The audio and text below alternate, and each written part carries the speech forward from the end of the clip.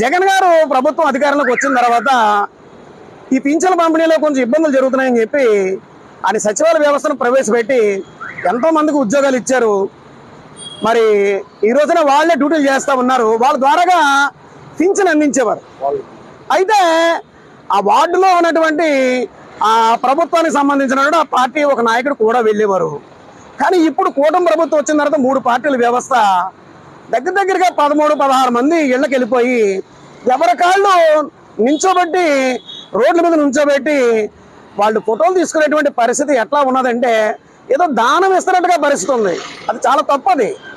ఎందుచేతంటే బతికి చెడ్డ కుటుంబాలు ఉన్నాయి. అంటే ప్రభుత్వం నుంచి పింఛన్ తీసుకోవడం అనేటువంటిది జీవితంలో దిగదారిపోవడమా?